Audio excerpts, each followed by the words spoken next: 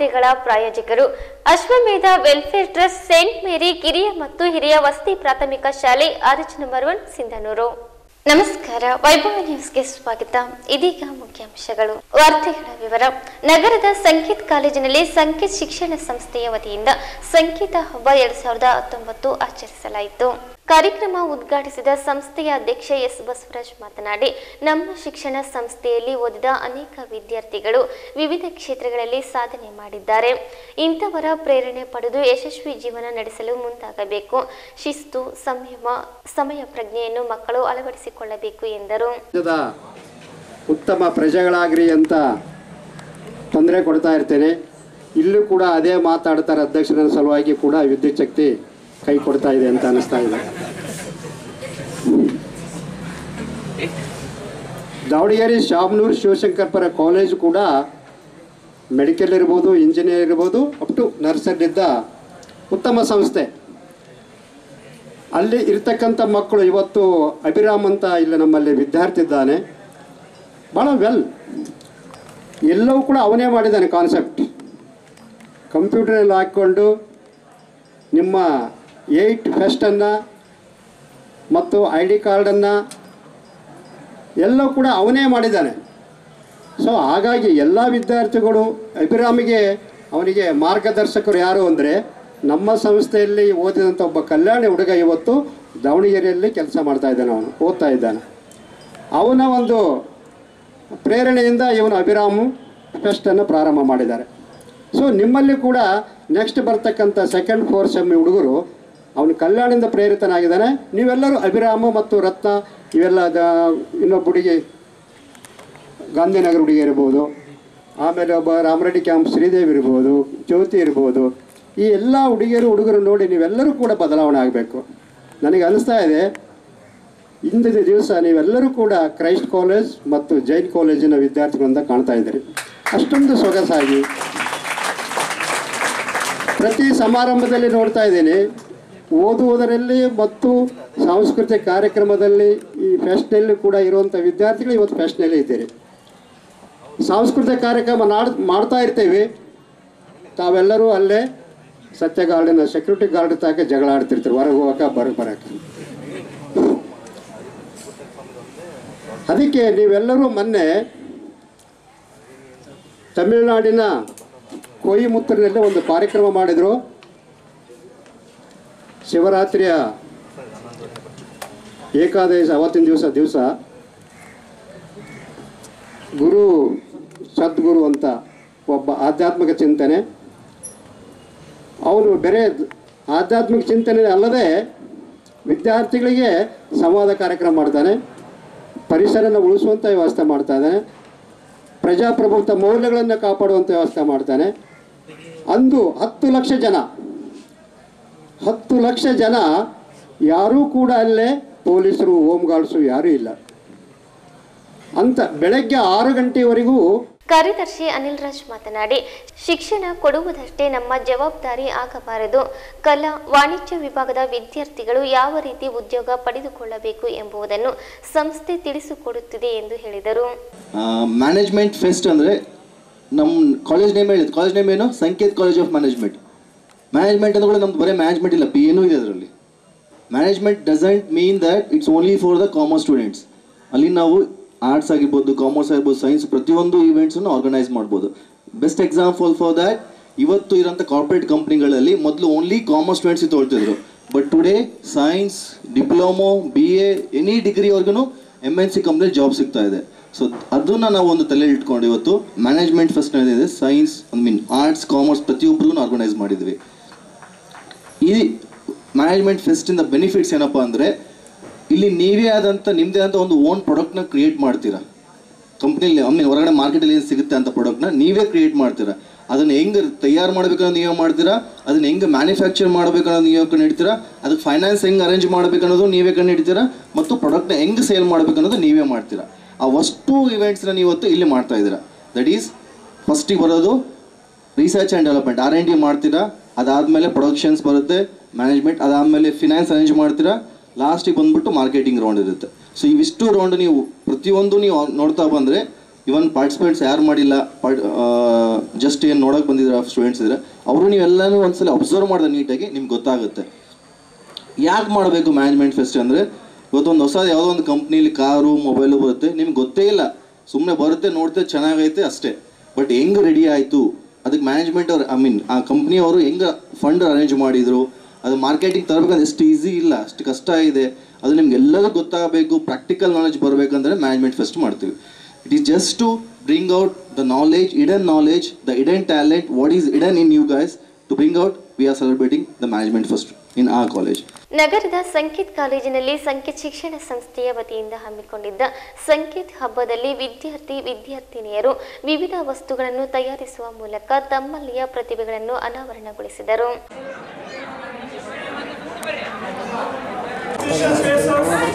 We have to select it.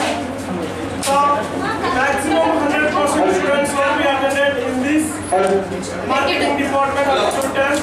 I have to eliminate some of the students. It means that I have to select for the 75 students only for that, 75%. Yes? So it means that who has got the more than good marks of competition with your friends, I have to select it.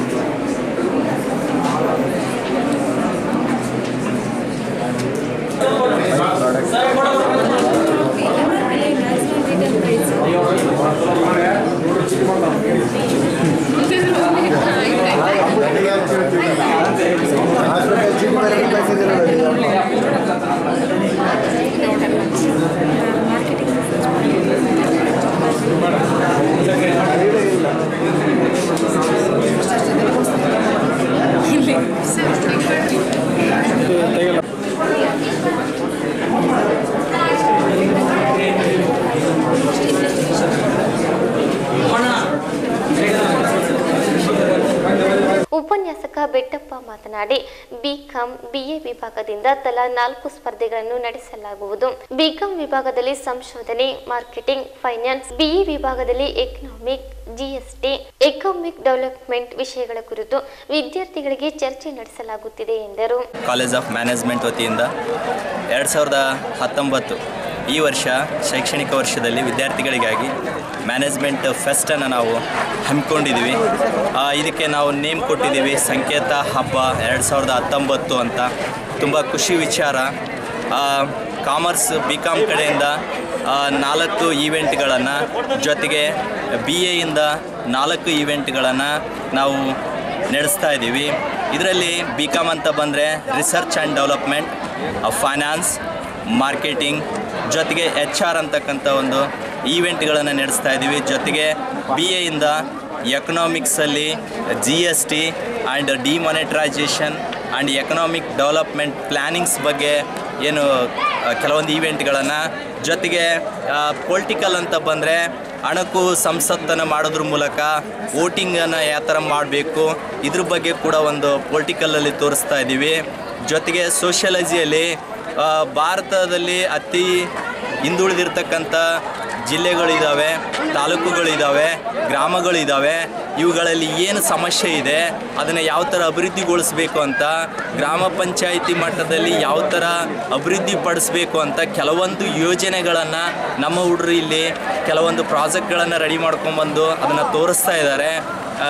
ಇದು ಅತ್ಯಂತ ಖುಷಿ ವಿಚಾರ. ವಿದ್ಯಾರ್ಥಿಗಳು ತಮ್ಮ ಒಂದು ವ್ಯಾಲೆಂಟಿಯರ್ಲಿ ಇಲ್ಲಿ involve ಆಗಿಬಿಟ್ಟು ಈ ಒಂದು ಹಬ್ಬವನ್ನು ಆಚರಣೆ ಮಾಡ್ತಾ ಇದ್ದಾರೆ. ಅವರೆಲ್ಲರಿಗೂ ಕೂಡ ಶುಭವಾಗಲಿ ಅಂತ ಹೇಳಿ ನಾನು ಈ ಮೂಲಕ ಕೇಳಿಕೊಳ್ತೇನೆ. ವಿದ್ಯಾರ್ಥಿನಿ ರತ್ನ ವಿವಿ ಮಾತನಾಡಿ, ಉಪನ್ಯಾಸಕ ಸಹಕಾರದಿಂದ ಸಂಕೇತ ಹಬ್ಬ ಆಚರಿಸುತ್ತಿದ್ದು ವಿದ್ಯಾರ್ಥಿಗಳು ತಮ್ಮಲ್ಲಿನ ಪ್ರತಿಭೆಗಳನ್ನು ಅನಾವರಣಗೊಳಿಸಲು ವೇದಿಕೆ ಕಲ್ಪಿಸಲಾಗಿದೆ ಎಂದರು. ನನ್ನ ಹೆಸರು Ratna VP, BCom 6 sem. Sanket college of management ವತಿಯಿಂದ ನಾವು 13-14ರಂದು ಮ್ಯಾನೇಜ್ಮೆಂಟ್ ಫೆಸ್ಟನ್ನು ಅರೇಂಜ್ ಮಾಡಿದ್ದೀವಿ. ನಮ್ಮ ಅಧ್ಯಕ್ಷರು, ಸೆಕ್ರೆಟರಿ ಸರ್ ಮತ್ತು ಪ್ರಿನ್ಸಿಪಲ್ ಅವರ ಸಹಾಯದಿಂದ ಮತ್ತು ಎಲ್ಲ ಲೆಕ್ಚರರ್ಸರ ಒಂದು ಸಹಾಯಗಳಿಂದ ನಾವು ಮ್ಯಾನೇಜ್ಮೆಂಟ್ ಫೆಸ್ಟನ್ನು ಮಾಡ್ತಾ ಇದ್ದೀವಿ. ಇದರಲ್ಲಿ ಬಿಕಾಂ ಕಡೆಯಿಂದ 4 ಇವೆಂಟ್ಗಳು ಮತ್ತು BA ಕಡೆಯಿಂದ 4 ಇವೆಂಟ್ಗಳನ್ನು ಮಾಡ್ತಾ ಇದ್ದೀವಿ.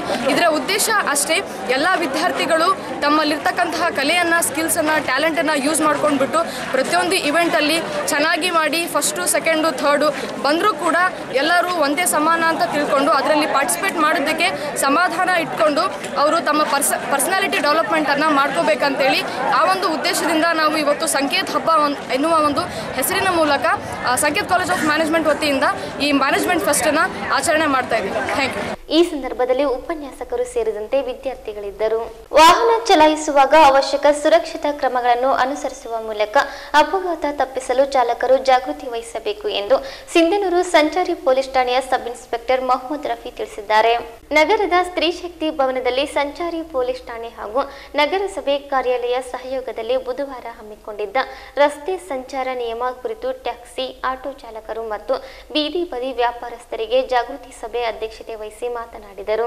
ದ್ವಿಚಕ್ರ ವಾಹನ ಚಾಲಕ ಮತ್ತು ಹಿಂಬದಿ ಸವಾರರು ತಲೆಗೆ ಕಡ್ಡಾಯವಾಗಿ ಹೆಲ್ಮೆಟ್ ಹಾಕಿಕೊಳ್ಳಬೇಕು. ಮದ್ಯ ಸೇವಿಸಿ ಹಾಗೂ ಮೊಬೈಲ್ ಬಳಸುತ್ತಾ ವಾಹನ ಚಲಾಯಿಸಬಾರದು. ಟ್ರಾಫಿಕ್ ಸಿಗ್ನಲ್ ಜಂಪ್ ಮಾಡಬಾರದು. ಪೊಲೀಸರು ಸೂಚಿಸಿದ ಸ್ಥಳಗಳಲ್ಲಿ ವಾಹನಗಳನ್ನು ನಿಲುಗಡೆ ಮಾಡಬೇಕು. ಮುಖ್ಯವಾಗಿ ಅಪಘಾತ ಸಂಭವಿಸಿದಾಗ ಗಾಯಾಳುಗಳನ್ನು ಆಸ್ಪತ್ರೆಗೆ ದಾಖಲಿಸಿ ಚಿಕಿತ್ಸೆ ಕೊಡಿಸಿ ಮಾನವೀಯತೆ ಮೆರೆಯಬೇಕು.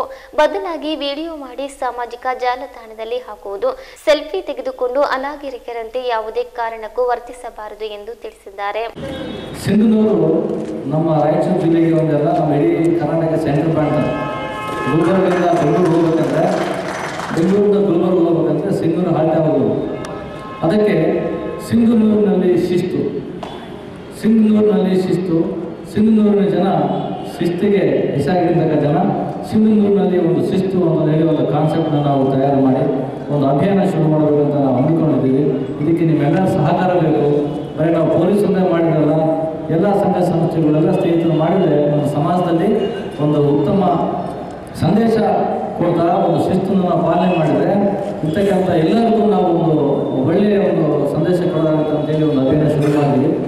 ಮೊಟ್ಟ ಮೊದಲಾಗಿ ಈಗ ಲೋಕಸಭಾ ಚುನಾವಣೆ ಬರ್ತಾ ಇದೆ. ಈ ಚುನಾವಣೆ ಪ್ರಯುಕ್ತವಾಗಿ ಅದು ಕೂಡ ಒಂದು ಸಭೆಯ ಅನುಭವವಿಲ್ಲ. 2019 ಲೋಕಸಭಾ ಚುನಾವಣೆ ಏಪ್ರಿಲ್ ತಿಂಗಳಿಗೆ ಸ್ಟಾರ್ಟ್ ಆಗ್ತಾ ಇದೆ. ದಯಮಾಡಿ ಎಲ್ಲರೂ ಕೂಡ ನಿಷ್ಪಕ್ಷಪಾತವಾಗಿ ಭಯಮುಕ್ತರಾಗಿ ತಾವು ಮತದಾನ ಮಾಡಬೇಕು. ಯಾವುದೇ ಆಮಿಷಕ್ಕೆ ಒಳಗಾಗದೆ, ಯಾವುದೇ ಒತ್ತಡಕ್ಕೆ ಒಳಗಾಗದೆ ನೀವು ಸ್ವತಂತ್ರವಾಗಿ ಮತ ಚಲಾವಣೆ ಮಾಡಿ ನಿಮಗೆಲ್ಲ ಥರದ ಒಂದು ಸಹಕಾರ ಕಾನೂನಿನ ಇದೆ. ಹಾಗೂ ಪೊಲೀಸ್ಗಳು ನಿಮ್ಮ ಒಟ್ಟಿಗಿದ್ದಾರೆ. ಯಾವುದೇ ಒಂದು ದೌರ್ಜನ್ಯಕ್ಕೊಳಗಾಗೋದಾಗಲಿ, ಆ ದೌರ್ಬಲ್ಯಕ್ಕೊಳಗಾಗೋದಾಗಲಿ ಮಾಡದೆ ನಿಮಗೆ ಮುಕ್ತವಾಗಿ ನಿಮಗೇನು ಅನ್ಸೋದು ಆ ಮತದಾನ ಮಾಡಿ ಒಂದು ಕಾನೂನಾತ್ಮಕ ಮತದಾನ ಮಾಡಿ ಅಂತ ಹೇಳಿ ಈ ಸಂದರ್ಭ ಮೊದಲಾಗಿ ಹೇಳ್ತೀನಿ. ಎರಡನೇದಾಗಿ ನಮ್ಮ ಸ್ನೇಹಿತರು ಅಮರೇಗೌಡರು ಏನು ಇಲ್ಲಿ ವನಶ್ರೀ ಫೌಂಡೇಶನ್ ಅಂತ ಏನು ಅಭಿಯಾನ ಶುರು ಮಾಡಿದ್ದಾರೆ. ಒಂದು ಸಂಸ್ಥೆ ಇದೆ, ನಮ್ಮ ಇಡೀ ರಾಯಚೂರು ಜಿಲ್ಲೆಯಲ್ಲಿ ಸಿಂಧೂರಿಂದ ಅವರು ಒಂದು ಅಭಿಯಾನ ಶುರು ಮಾಡಿದ್ದಾರೆ. ಒಂದು ಸಂಸ್ಥೆಗಳು ಕಟ್ಟಿದ್ದಾರೆ, ವನಶ್ರೀ ಫೌಂಡೇಶನ್ ಮಾಡಿದ್ದಾರೆ. ಇದರ ಉದ್ದೇಶ ನಮ್ಗೆ ಗೊತ್ತಿರ್ಬೋದು. ಪ್ರತಿಯೊಂದು ಕಡೆ ಸ್ಯಾಪ್ಲಿಂಗ್ಸ್ ಅಂತ ಇಂಗ್ಲೀಷಲ್ಲಿ ಆ ಗಿಡಗಳನ್ನ ನೆಟ್ಟಿ ಒಂದು ಉತ್ತಮವಾದ ಒಂದು ಪರಿಸರ ನಿರ್ಮಾಣ ಮಾಡಬೇಕು ಸಮಾಜದಲ್ಲಿ, ಊರಿನಲ್ಲಿ ಅಂತ ಒಂದು ಪಣ ತೊಟ್ಟಿದ್ದಾರೆ. ಅದಕ್ಕೆ ವೈಯಕ್ತಿಕ ನಾನು ಕೂಡ ಅದ್ರ ಜೊತೆಗೆ ನಾನು ಭಾಗವಹಿಸ್ತೇನೆ. ನೀವೆಲ್ಲರೂ ಕೂಡ ಇದರಲ್ಲಿ ಭಾಗವಹಿಸಬೇಕಂತ ನಾನು ಮನವಿಯನ್ನು ಮಾಡ್ಕೊಳ್ತೇನೆ. ನಿಮಗೆಲ್ಲ ಗೊತ್ತಿದೆ, ಇವತ್ತು ಒಂದೊಂದು ಮನೆಗೆ ಏನು ಕಡಿಮೆ ಅಂದರೆ ಕೂಡ ಒಂದು ಕಾರ್ ಇದೆ, ಇದಂಥ ಮನೆಯಲ್ಲಿ 3-4 ಕಾರುಗಳಿದೆ, ಇಲ್ಲ ಬೈಕ್ ಇದೆ, ಸೈಕಲ್ ಯಾರ ಮನೇಲಿ ಇಲ್ಲ. ಈಗ ಸೈಕಲ್ ಅಂದರೆ ಬರ್ತಾರೆ, ಸೈಕಲ್ ಇದ್ದರೆ ಸೈಕಲ್ ಕೊಡೋದು ಅಂತ ಹೇಳ್ತಾರೆ. ಒಂದೊಂದು ಮನೆಯಲ್ಲಿ ಕನಿಷ್ಠವಾಗಿ ಒಂದು 2-3 ಕೊಡಬೇಕು. ಅಪ್ಪ ಬಂದು, ಮಗಳಿಗೊಂದು, ಅಣ್ಣ ತಮ್ಮರಿಗೊಂದು. ಅದರಲ್ಲೇ ಒಬ್ಬೊಬ್ಬರಿಗೆ, ಒಬ್ಬ ವ್ಯಕ್ತಿಗೆ ಕನಿಷ್ಠ ಅಲ್ಲಿ 2-3 ಮೊಬೈಲ್ ಇರ್ತದೆ. ಸಿಮ್ ಅಂತ ಲೆಕ್ಕ ಇಲ್ಲ ಬಿಡಿ, ಹೌದಲ್ಲ? ಸಿಮ್ ಲೆಕ್ಕ ಇಲ್ಲ. ನನಗೊಂದು ಸಿಮ್ಮು, ಫ್ರೆಂಡಿಗೊಂದು, ಬಿಸ್ನೆಸ್ಸಿಗೊಂದು, ಮಾರ್ಕೆಟಿಗೊಂದು, ಕಮ್ಯುನಿಕೇಷನ್ಗೊಂದು, ವಾಟ್ಸಪ್ಗೊಂದು, ಫೇಸ್ಬುಕ್ಗೊಂದು ಸಿಮ್ ಇದ್ದಾವೆ. ಕನಿಷ್ಠ ಮೊಬೈಲ್ ಅಂತ 2 ಇದೆಯಲ್ಲ, ಒಂದೊಂದು ಮೊಬೈಲ್ ಇದೆಯಲ್ಲ. ಮನೆಗೊಂದಲ್ಲ, ವ್ಯಕ್ತಿಗೊಂದು ಮೊಬೈಲ್ ಇದೆಯಾ? ಸೊ ವ್ಯಕ್ತಿಗೊಂದು ನಾವು ಗಿಡ ಯಾಕೆ ನೆಡಬಾರ್ದು? ವ್ಯಕ್ತಿಗೊಂದು ಗಿಡ ಯಾಕೆ ನೆಡಬಾರ್ದು? ನಾವು 5,000 ರೂಪಾಯಿ ಕೊಟ್ಟು ನಾವು ಮೊಬೈಲ್ ತಗೊಳ್ತೀವಿ. ಇವತ್ತು ನಾವು ಉಚಿತವಾಗಿ ಕೊಡ್ತಾ ಇದ್ದಾರೆ ನಮ್ಮ ಸ್ನೇಹಿತರು. ಒಂದು ಗಿಡ ಉಚಿತವಾಗಿ ಕೊಡ್ತಿದ್ದಾರೆ. ನಾವು ಮೊಬೈಲ್ ತಗೊಂಡು ಈಗ ಸ್ಕ್ರೀನ್ ಕಾರ್ಡ್ ಹಾಕ್ತೀವಿ, ಅದಕ್ಕೆ ಅದು ಲ್ಯಾಮಿನೇಷನ್ ಮಾಡಿಸ್ತೀವಿ, ಮಿಕ್ಕಿದೆಲ್ಲ ಮಾಡ್ತೀವಿ. ಸೊ ಬಂದು ನಾವು ಗಿಡ ತಗೊಂಡು ನಮ್ಮ ಮನೆ ಗಿಡ ನೆಟ್ಟರೆ ಆ ಗಿಡದಿಂದ ನಮಗೆ ಅಂಶ ಒಂದೇ ಅಲ್ಲ, ಇಡೀ ಸಮಾಜ ಸುಧಾರಣೆ ಆಗ್ತದೆ. ಅದರಿಂದ ಆಮ್ಲಜನಕ ಏನು ಬರ್ತದೆ, ಓಜೋನ್ ಪದರ ಇವತ್ತೇನು ನಾಶ ಆಗ್ತಾ ಇದೆ. ನಾವು ಅಫಾರೆಸ್ಟೇಷನ್ ಮಾಡೋದ್ರಿಂದ ನಾವು ಹೆಚ್ಚಾಗಿ ಗಿಡಗಳನ್ನು ಬೆಳೆಸ್ಕೊಂಡು ಹೋದರೆ ನಮಗೆ ಸ್ವಾಸ್ಥ್ಯ ಇರುತ್ತೆ, ಒಳ್ಳೆಯ ಗಾಳಿಗಳು ಸಿಗ್ತದೆ. ಸೊ ಇದರಿಂದ ಸ್ನೇಹಿತರೆ, ವಿಶೇಷವಾಗಿ ನಾವೇನು ಟ್ರಾಫಿಕ್ ಬಗ್ಗೆ ಜಾಗೃತಿ ಮಾಡ್ತಾ ಇದ್ದೀವಿ. ನಾವು ಬಂದಾಗಿಂದ 3-4 ದಿನ ನೋಡ್ತಾ ಇದ್ದೀನಿ. ಸಿಂಧೂರಲ್ಲಿ ನಾನು 2 ವರ್ಷ ಹಿಂದೆ ಬಂದಿದ್ದೆ. ಆರ್ಗೂರಿಗೆ ಈ ಸಿಂಧೂರಿಗೆ ಭಾಳ ಇಷ್ಟ, 100% ವ್ಯತ್ಯಾಸ ಆಗಿದೆ. ಇಲ್ಲಿ ರೋಡ್ಸ್ ಆಗಿರ್ಬೋದು, ಟ್ರಾಫಿಕ್ ಸಿಗ್ನಲ್ಸ್ ಆಗಿರ್ಬೋದು, ಆಮೇಲೆ ವಿಶೇಷವಾಗಿ ಇರತಕ್ಕಂಥ ಡಿಸಿಪ್ಲಿನ್ ಆಟೋದವರಾಗಲಿ, ನಮ್ಮ ಬಂಡಿ ಸ್ನೇಹಿತರು ನೋಡಿದ್ರಲ್ಲ, ಮೊದಲು ಅಡ್ಡದಿಡ್ಡೆ ಇರ್ತಾ ಇದ್ರು. ಈಗ ಆಲ್ಮೋಸ್ಟ್ 90% ರೋಡ್ ಸೈಡಿಗೆ ಬಂದು ಇವತ್ತೇನು ಶಿಸ್ತನ್ನು ಕಾಪಾಡ್ತಾ ಮೇಂಟೈನ್ ಮಾಡ್ಕೊಂಡು ಬಂದಿದ್ದೀವಿ. ನಿಮಗೆ ನಾನು ವೈಯಕ್ತಿಕವಾಗಿ ಇಲಾಖೆ ಪರವಾಗಿ ಅಭಿನಂದನೆ ಸಲ್ಲಿಸ್ತೇನೆ. ನಗರಸಭೆ ಪರಿಸರ ಅಭಿಯಂತರ ಸುಬ್ರಹ್ಮಣ್ಯ ಮಾತನಾಡಿ, ಮಾರ್ಚ್ 11, 2016ರಿಂದಲೇ ಕರ್ನಾಟಕ ರಾಜ್ಯದಲ್ಲಿ ಎಲ್ಲ ರೀತಿಯ ಪ್ಲಾಸ್ಟಿಕ್ ನಿಷೇಧ ಮಾಡಲಾಗಿದೆ. ಆದಾಗ್ಯೂ ಪ್ಲಾಸ್ಟಿಕ್ ಬಳಕೆ ಮಾಡುವುದನ್ನು ಅಂಗಡಿಗಳು ಬಿಡದಿರುವುದು ದುರದೃಷ್ಟಕರ. ಈ ಕುರಿತು ನಗರಸಭೆಯಿಂದ ಹಲವು ಬಾರಿ ಅಭಿಯಾನ ನಡೆಸಿದ್ದರೂ ಜನರು ಜಾಗೃತರಾಗಿಲ್ಲ. ಪ್ಲಾಸ್ಟಿಕ್ ಬಳಸಿದರೆ 1 ಲಕ್ಷದವರೆಗೆ ದಂಡ, 5 ವರ್ಷ ಜೈಲು ಶಿಕ್ಷೆ ವಿಧಿಸಲು ಸುಪ್ರೀಂ ಕೋರ್ಟ್ ಆದೇಶ ಹೊರಡಿಸಿದೆ. ಪ್ಲಾಸ್ಟಿಕ್ ವಿಷಯುಕ್ತ ವಸ್ತುವಾಗಿದ್ದು ಇದರಿಂದ ಕ್ಯಾನ್ಸರ್ನಂತಹ ಮಾರಕ ರೋಗ ಹರಡುತ್ತದೆ ಎಂದು ವಿವರಿಸಿದರು. 11/3/2016ರಿಂದಲೇ ಎಲ್ಲ ರೀತಿಯ ಪ್ಲಾಸ್ಟಿಕ್ ಬ್ಯಾನ್ ಆಗಿದೆ. ಬಟ್ ಸೆಂಟ್ರಲ್ ಗೌರ್ಮೆಂಟ್ ಏನು ಮಾಡಿದೆ ಅಂದರೆ, ಪ್ಲಾಸ್ಟಿಕ್ ವೇಸ್ಟ್ ಮ್ಯಾನೇಜ್ಮೆಂಟ್ ರೂಲ್ಸ್ 2016 ಪ್ರಕಾರ ಎಲ್ಲ ಪ್ಲಾಸ್ಟಿಕ್ ಬ್ಯಾನ್ ಮಾಡಿಲ್ಲ. ಅರ್ಥ ಮಾಡ್ಕೊಳ್ಳಿ. ಕೆಲವರು ಕನ್ಫ್ಯೂಸ್ ಮಾಡ್ಕೊಳ್ತಾರೆ, ಮೈಕ್ರಾನ್ ಅಂತ ಹೇಳ್ಕೊಳ್ತಾರೆ. ಸರ್ 50 ಮೈಕ್ರಾನ್ ತನಕ ಅದು ಅಲೋಯಬಲ್ ಇದೆ, ಹಾಗಿದೆ ಅಂತ. ಬಟ್ ನಮ್ಮ ಕರ್ನಾಟಕ ಸರ್ಕಾರ ಫೈನ್ ಟ್ಯೂನ್ ಮಾಡಿದೆ. ಅಂದರೆ ಅದ್ರ ಬಗ್ಗೆ ಇನ್ನೂ ಕಠಿಣವಾದ ಕ್ರಮ ತಗೊಂಡಿದೆ. ಇಡೀ ಇಂಡಿಯಾದಲ್ಲಿ ಯಾವ ರಾಜ್ಯನೂ ತಗೊಂಡಿಲ್ಲ. ಅರ್ಥ ಮಾಡ್ಕೊಳ್ಳಿ. ಇದರಲ್ಲಿ ಎಷ್ಟು ಕಠಿಣವಾಗಿದೆ ಅಂತ ಅಂದರೆ, ನಿಮ್ಮ ಮೇಲೆ ಪ್ರಾಸಿಕ್ಯೂಷನ್ ಮಾಡ್ಬೋದು ನಾವು. ಅಂದರೆ ಕೋರ್ಟ್ಗೆ ಕೇಸ್ ಹಾಕ್ಬೋದು. ಕೇಸ್ ಹಾಕಿದ್ರೆ ಹೆಂಗೆ ಒತ್ಕೊಂಡ್ಬರುತ್ತೆ ಅಂದರೆ, 1 ಲಕ್ಷ ತನಕ ಫೈನ್ ಇದೆ, 5 ವರ್ಷ ತನಕ ನಿಮಗೆ ಇಂಪ್ರಿಸನ್ಮೆಂಟ್ ಇದೆ, ಜೈಲು ವಾಸ ಇದೆ. ಯಾಕೆ ಇಷ್ಟು ಕಠಿಣವಾಗಿ ತಗೊಳ್ತಾ ಇದೆ ಅಂದರೆ, ಈ ಪ್ಲಾಸ್ಟಿಕ್ ಅನ್ನೋದು ಎಂಥ ಮಹಾಮಾರಿ ಅಂತ ಅಂದರೆ, ನೀವು ಹಿಂಗೆ ಎಸ್ಬಿಟ್ರೆ ಮಣ್ಣೆಲ್ಲ ಹಾಕ್ಬಿಟ್ರೆ 500 ವರ್ಷ ಆದರೂ ಕರಗಲ್ಲ ಅದು. ಅರ್ಥ ಮಾಡ್ಕೊಳ್ಳಿ. ಎಷ್ಟು ವರ್ಷ? 500 ವರ್ಷ ಹಂಗೆ ಇರುತ್ತೆ. ಇದು ಪೆಟ್ರೋಲಿಯಂ ಪ್ರಾಡಕ್ಟಿಂದ ಮಾಡಿರೋದು. ಇದನ್ನ ಸುಟ್ಟಿದ್ರೆ, ಬರ್ನ್ ಮಾಡಿದ್ರೆ ಏನು ಹೊಗೆ ಬರುತ್ತೆ, ಅದು ಕ್ಯಾನ್ಸರ್ ತರುತ್ತೆ. ನೀವು ಆ ಹೊಗೆ ತಗೊಂಡ್ಬಿಟ್ರೆ ನೀವು ಕ್ಯಾನ್ಸರ್ ಬರುತ್ತೆ. ಪಾಕ್ಸಿನ್ಸ್ ಅಂತ ಬರುತ್ತೆ, ಆಯಿತಾ? ಇದೆಲ್ಲ ಒಂದು 2-3 ಟೈಪ್ ಕ್ಯಾನ್ಸರ್ಸ್ ಬರುತ್ತೆ. ಆಮೇಲೆ ಎಲ್ಲ ಚರಂಡಿ ನೋವು ಕೂತ್ಕೊಳ್ತಾ ನೋಡಿದ್ದೀರಾ? ಚರಂಡಿ ಬ್ಲಾಕ್ ಆಗುತ್ತೆ. ಚರಂಡಿ ಬ್ಲಾಕ್ ಆಗಿದ್ರೆ ಏನಾಗುತ್ತೆ, ನೀರು ನಿಲ್ಲುತ್ತೆ. ಮಳೆಗಾಲದಲ್ಲಿ ನೀರು ನಿಂತಾಗ ಈ ಸೊಳ್ಳೆಗಳೆಲ್ಲ ಮರಿ ಮಾಡುತ್ತೆ. ಮೊಟ್ಟೆ ಇಟ್ಟು ಮರಿಯಾಗಿ ಲಾರ್ವಾಸ್ ಆಗಿ ಅಡಲ್ಟ್ ಇದಾಗಿ ಚಿಕನ್ಗುನ್ಯಾ, ಡೆಂಗ್ಯೂ ಡೆತ್ ಆಗುತ್ತೆ. ನಿಮಗೆ ಗೊತ್ತಿರಬೇಕು ಡೆಂಗ್ಯೂ ಅನ್ನೋದು ಎಷ್ಟು ಮಹಾಮಾರಿ ಅಂತ. ನಾನು ಯಾಕೆ ಹೇಳ್ತಿದ್ದೀನಿ ಅಂತ ಅಂದರೆ, ನೆಕ್ಸ್ಟ್ ಹೇಳ್ತೀನಿ. ಇದೊಂದು ಆಗುತ್ತಾ, ಹಸುಗಳು ಪ್ರಾಣಿಗಳು ಏನಾದ್ರು ಆ ಫುಡ್ ಜೊತೆ ತಗೊಂಡ್ಬಿಟ್ರೆ, ತರಕಾರಿನ ಜೊತೆ ಕಟ್ಬಿಟ್ಟಿರ್ತಾರೆ, ಎಸ್ಬಿಟ್ಟಿರ್ತಾರೆ ಮನೆ ಮುಂದೆ, ಅದರಿಂದ ತಿನ್ಬಿಟ್ರೆ ಹೊಟ್ಟೆ ಸೇರ್ಕೊಂಡ್ಬಿಡುತ್ತೆ. ಎಷ್ಟೋ ಪ್ರಾಣಿಗಳು ಸೋದೋಗ್ಬಿಡುತ್ತೆ. ಈ ಪ್ಲಾಸ್ಟಿಕ್ ಎಲ್ಲ ಚಿಕ್ಕ ಪುಟ್ಟ ನದಿಗೆ ಸೇರ್ಕೊಂಡು ಸಮುದ್ರಕ್ಕೆ ಹೋಗಿ ಸೇರುತ್ತೆ. ಸಮುದ್ರದಲ್ಲಿ ನೋಡಬೇಕು ಎಂತೆಂಥ ಪಕ್ಷಿಗಳು ಸೋದೋಗ್ಬಿಡ್ತೀವಿ ಅಂತ ಅಂದರೆ, ಇದೆಲ್ಲ ಯಾಕಪ್ಪ ಆಗ್ತಾ ಇದೆ? ಇದೆಲ್ಲ ನೋಡಿದ್ರೆ ಕರ್ನಾಟಕ ಸರ್ಕಾರ ಎಲ್ಲ ಟೈಪ್ ಪ್ಲಾಸ್ಟಿಕ್ ಬ್ಯಾನ್ ಮಾಡಿದೆ. ನೀವು ಕ್ಯಾರಿ ಬ್ಯಾಗ್ ಇರ್ಬೋದು, ನೀವು ತಳ್ಳೋ ಗಾಡೀಲಿ ಏನೋ ಕಪ್ಪು ಇದಿರ್ಬೋದು ಬಿಳಿಂಗ್ ಇರ್ಬೋದು ಹಾಕ್ಬಿಟ್ಟು ಕೊಡ್ತಾ ಇದ್ದೀನಿ, ಎಲ್ಲ ಬ್ಯಾನ್ ಆಗಿದೆ ಆಯ್ತೇನಪ್ಪ. ಥರ್ಮಾಕೋಲ್ ಅಂತಿದೆ ಗೊತ್ತಾ, ಬೆಂಡ್ ಬರುತ್ತೆ, ಆರ್ಕ್ ಯೂಸ್ ಮಾಡ್ತಾರೆ. ಮತ್ತು ಚೌಟ್ರಿಲೆಲ್ಲ ಮದುವೆ ಫಂಕ್ಷನ್ಸ್ ಇದ್ದರೆ ಆರ್ಚ್ ಮಾಡಬೇಕಾದ್ರೆ ಯೂಸ್ ಮಾಡ್ತಾರೆ, ಅದು ಕೂಡ ಬ್ಯಾನ್ ಆಗಿದೆ. ಊಟ ಮಾಡಬೇಕಾದ್ರೆ ಟೇಬಲ್ ಮೇಲೆ ಏನು ಪ್ಲಾಸ್ಟಿಕ್ ಹಾಕ್ತಾರೆ ಅದು ಬ್ಯಾನ್. ಪ್ಲಾಸ್ಟಿಕ್ ಊಟ ಬ್ಯಾನ್, ಬಟ್ ಇದು ಬ್ಯಾನ್ ಇಲ್ಲ, ಅರ್ಥ ಮಾಡ್ಕೊಳ್ಳಿ. ಈ ಥರದ್ದು ಬ್ಯಾನ್ ಇಲ್ಲ, ಯಾಕಂದರೆ ಇದು ಇಂಟಿಗ್ರಲ್ ಪಾರ್ಟ್ ಅಂತ ಹೇಳ್ತಾರೆ. ಅಂದರೆ ಮ್ಯಾನುಫ್ಯಾಕ್ಚರ್ ಮಾಡಬೇಕಾದ್ರೆ ನೀರು ಜೊತೆ ಬಂದಿರೋದು ಅಂಶ ಯಾವುದಿರುತ್ತೆ ಅದು ಬ್ಯಾನ್ ಆಗಲ್ಲ. ಫಾರ್ ಎಕ್ಸಾಂಪಲ್ ಹಾಲಿನ ಕವರ್ ಇದೆ, ಮೊಸರು ಕವರ್ ಬರುತ್ತೆ, ಅದು ಕೂಡ ಬ್ಯಾನ್ ಇಲ್ಲ. ಎಣ್ಣೆದು ಕವರ್ ಇರುತ್ತೆ, ಬ್ಯಾನ್ ಆಗಿರಲ್ಲ. ಬಿಸ್ಕೆಟ್ಸ್ ಬರುತ್ತೆ, ಬ್ಯಾನ್ ಆಗಿರಲ್ಲ, ಅದು ಇಂಟಿಗ್ರಲ್ ಪಾರ್ಟ್ ಅಂತ ಹೇಳ್ತಾರೆ. ಅಂಥವು ಅವಾಯ್ಡ್ ಮಾಡೋಕ್ಕಾಗಲ್ಲ ಅಂತ ಸರ್ಕಾರ ಬಿಟ್ಬಿಟ್ಟಿದೆ. ಅದು ಬಿಟ್ಟು ಬೇರೆ ಎಲ್ಲ ರೀತಿಯೂ ಬ್ಯಾನು. ಇವಾಗ ಸಕ್ಕರೆ ಇರುತ್ತೆ, ಗೋಧಿ ಹಿಟ್ಟಿರುತ್ತೆ, ಕಡಲೆಬೇಳೆ ಇರುತ್ತೆ, ಅಂಗಡಿಗೆ ಹೋಗ್ತಾರೆ, ಅದೇ ಬೇರೆ ಇದೆ, ಅದನ್ನು ತೂಕ ಮಾಡಿ ಇದಕ್ಕೆ ಹಾಕ್ಕೊಡ್ತಾರೆ. ಸೊ ಇದು ಬ್ಯಾನ್, ಅರ್ಥ ಆಯ್ತಾ? ಇವಾಗ ಗುಟ್ಕಾ ಪಾನ್ ತಿಂತೀರಿ, ಅದರಲ್ಲೂ ಕೂಡ ಪ್ಲಾಸ್ಟಿಕ್ಕಿಂದ ಯಾವ್ದಾದ್ರು ಮಾಡಿದರೆ ಅದು ಕೂಡ ಬ್ಯಾನ್ ಆಗಿದೆ, ಅರ್ಥ ಆಯ್ತೇನ್ರಪ್ಪ?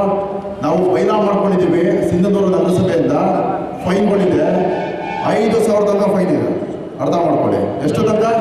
5,000. ನಾನು ಬಂದು ಹೆಚ್ಚು ಕಮ್ಮಿ 5 ತಿಂಗಳಾಯಿತು, ನಾನು ಮುಂದೆ ಹಾಕೊಂಡು ಬರ್ತಾ ಇದ್ದೀನಿ, ಈಗ ಬೇಡ ನಾಳೆ ಮಾಡೋಣ ರೈಟು, ನಾಳೆ ಮಾಡೋಣ ಅಂತ. ನಮ್ಮ ಕೌನ್ಸಿಲ್ ನಾನೇನು ಮಾಡ್ತೀನಿ, ಬರೀ ಅವೇರ್ನೆಸ್ ಕೊಡ್ತಾ ಇದ್ದೀನಿ.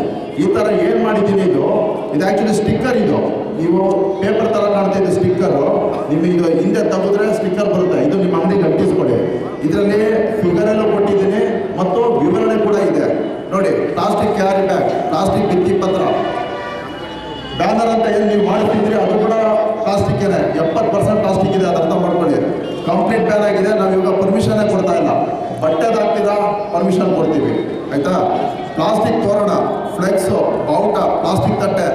ಬೀದಿ ಬದಿ ವ್ಯಾಪಾರಸ್ಥರ ಸಂಘದ ಗೌರವಾಧ್ಯಕ್ಷ ಸೈಯದ್ ಬಾಷಾ ಮಿಟ್ಟಿಮನಿ, ಟ್ಯಾಕ್ಸಿ ವಾಹನ ಚಾಲಕರ ಸಂಘದ ಅಧ್ಯಕ್ಷ ಖಾಜಾ ಮೈನುದ್ದೀನ್, ವನಸಿರಿ ಫೌಂಡೇಶನ್ ಜಿಲ್ಲಾ ಘಟಕದ ಅಧ್ಯಕ್ಷ ಅಮರೇಗೌಡ ಮಲ್ಲಾಪುರ್, ಕರ್ನಾಟಕ ರಕ್ಷಣಾ ವೇದಿಕೆಯ ಮುಖಂಡ ಎಚ್ ಗಂಗಣ್ಣ ಡಿಶ್ ಇದ್ದರು.